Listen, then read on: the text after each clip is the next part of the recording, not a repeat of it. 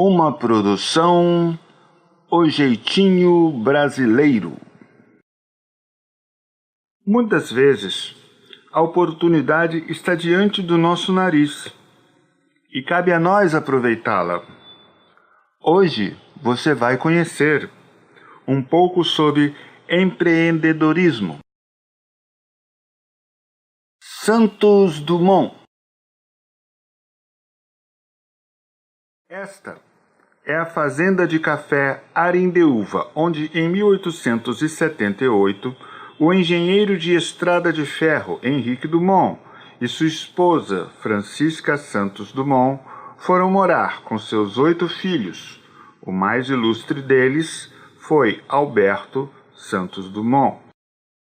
O engenheiro, ciente das mais modernas tecnologias de então, ergueu no interior de São Paulo uma moderníssima fazenda de café, e lá chegando com apenas 80 escravos e 300 contos de réis, conseguiu em 1890 vender a propriedade agora com 60 quilômetros de estradas de ferro particulares e mais 100 quilômetros de linhas complementares por uma quantia de 12 mil contos de réis, o maior valor até então pago por uma propriedade agrícola no Brasil.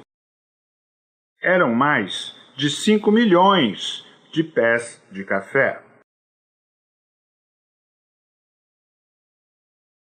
Alberto Santos Dumont era filho deste bem-sucedido empreendedor e o admirava como um exemplo a ser seguido, mas não no caso da cafeicultura. Alberto tinha sonhos e pensava muito em realizá-los. Muitas vezes, nossos sonhos se materializam de formas discretas e na nossa imaginação. Quando Alberto viu uma folha cair de uma árvore, notava que se fosse longa, descia rodopiando, e se fosse larga, descia planando.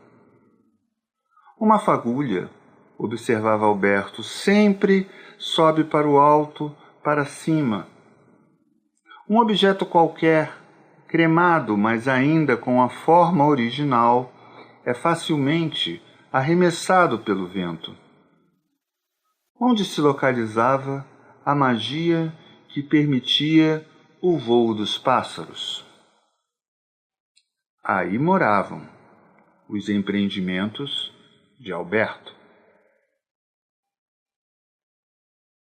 Gostava de ler e de mexer em máquinas e engrenagens, e para isso a fazenda de Arindeúva tinha uma oficina para as máquinas a vapor.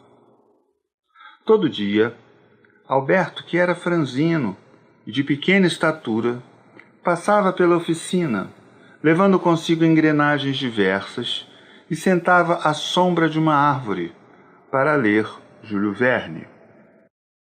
Seus temas favoritos eram os de locomoção aérea e movimentação submarina. Ele, do sonho literário, montava jogos de engrenagens, imaginando inúmeras possibilidades. Não faltavam máquinas na fazenda. Lá haviam máquinas de tração, de beneficiar café, máquinas de mover pesos.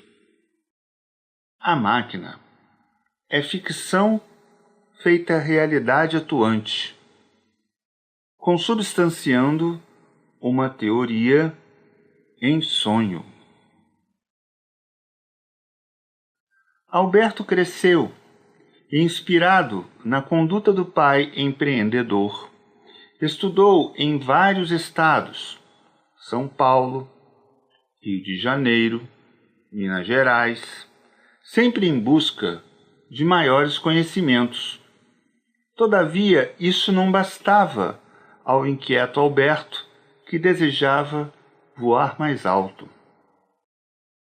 O pai de Alberto, então, decide viajar a Paris com toda a família em 1891. Alberto, perto dos 18 anos, lá chega entusiasmado pensando lá encontrar dirigíveis e aeronaves pelo céu da Cidade Luz. Mas, para sua decepção, não haviam nem balões, nem dirigíveis cruzando os céus da França, e sua procura por aeronautas foi muito infrutífera. Na verdade, o balão dirigível que esperava encontrar nos céus franceses sequer havia sido inventado.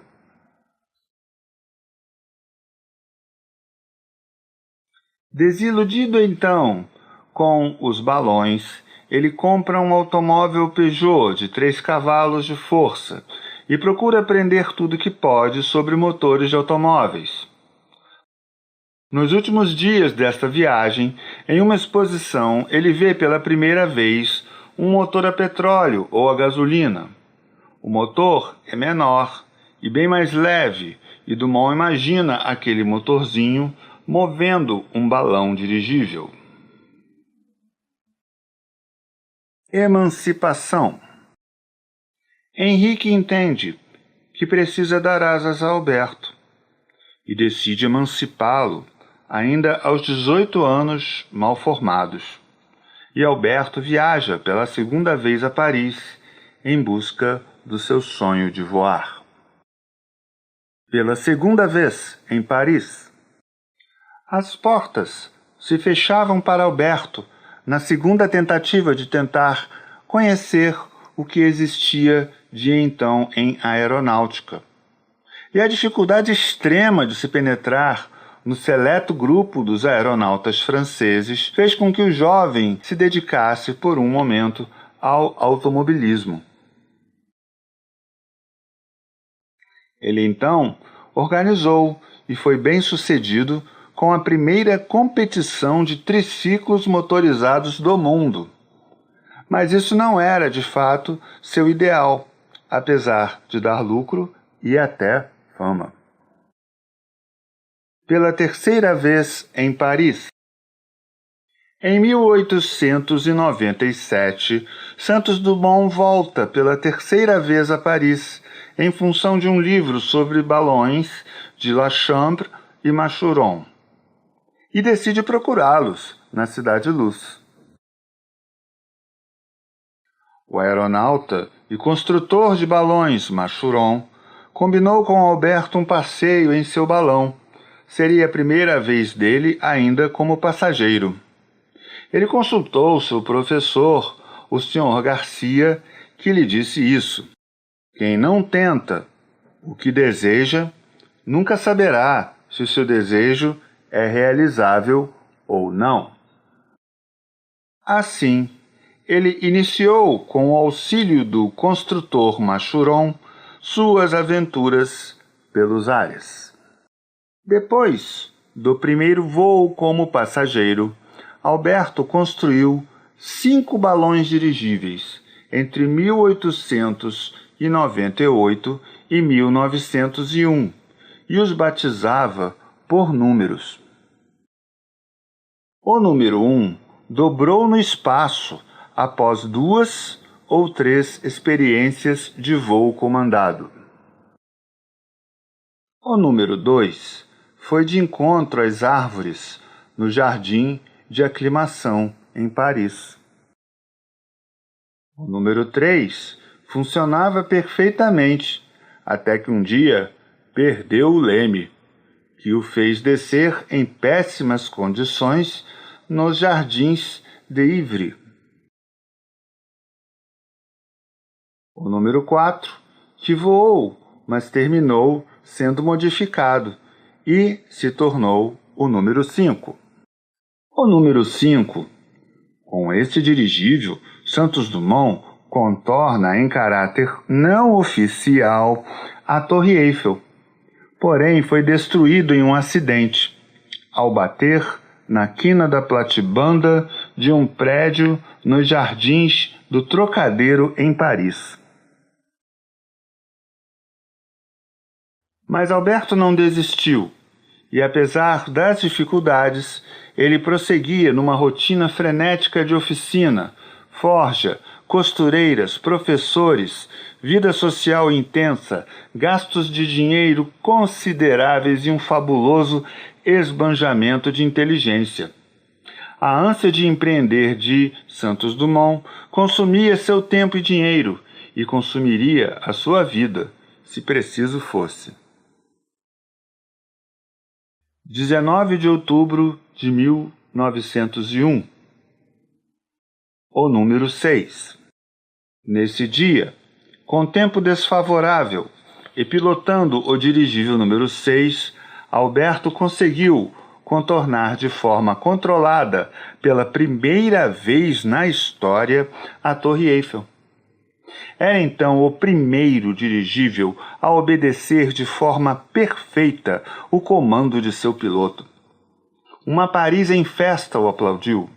Os jurados e o resto do mundo entendeu que, a partir daquele momento histórico, o homem podia controlar seu voo no céu e escolher com precisão a direção aonde ir. Alberto, nesse dia, que fique claro, voou contra o vento e com tempo ruim. Recebeu, pela façanha, um prêmio de 129 mil francos e, num gesto de generosidade e elegância, doou toda a quantia para que fosse dividida entre seus mecânicos e famílias necessitadas, cuidando ele pessoalmente da distribuição dos recursos. Santos Dumont prosseguiu construindo outros dirigíveis, que eram sua paixão. Talvez por superstição, não fez o número 7. Pulou direto para o dirigível número 8, que pouco uso fez. Já o número 9 foi o mais elegante por ele já feito. Foi assim até o número 14, quando então o panorama mundial se modificava e o anseio popular se voltava para os aeroplanos. 12 de novembro de 1906. O 14 bis. Aeromóvel. Esse era o nome que se dava. E haviam dois tipos de aeromóveis. O aeromóvel mais leve que o ar e o mais pesado que o ar. Para exemplificar, um dirigível era o mais leve que o ar, e um aeroplano seria o mais pesado que o ar, por não usar de nenhum recurso, tipo gás em balão para levantar do solo. Alberto inventou e criou a dirigibilidade para os aeromóveis. Não fazia diferença se fossem mais pesados ou mais leves que o ar. Funcionaria e saberia como fazê-lo. Tudo o que viesse a ser inventado a seguir, os aperfeiçoamentos técnicos, acréscimos de dispositivos e equipamentos, motores e o design, tudo, mas tudo mesmo, seria decorrente dos princípios basilares de comando no espaço, criados, aplicados e demonstrados por Alberto Santos Dumont. Decidido a construir um mais pesado que o ar, Alberto tomou o dirigível número 14 como auxílio para erguer o seu aeroplano ao ar e testar seus comandos. Por isso, ele ganhou o nome de 14 bis. Santos Dumont usou então um aparelho mais leve que o ar para escamotear a morte e aprender a pilotar o 14 bis, mais pesado que o ar. Foram, em 1906, as tentativas de voo do 14 bis, e estas podem ser as mais importantes. 13 de setembro. Sustentou por alguns instantes 50 a 70 centímetros acima do solo. 23 de outubro. Uma experiência que uma importante revista francesa qualificou de um minuto memorável na história da navegação aérea. 12 de novembro. Voou no tempo de 21 segundos e 1/5 a distância de 220 metros, tudo oficialmente controlado pela comissão do Aeroclube da França. Não importa o que se diga ou se questione, o primeiro registro de recorde em veículo aeroplano mais pesado que o ar pertence a Santos Dumont, que desbravou tanto a dirigibilidade aérea como a elevação do mais pesado que o ar.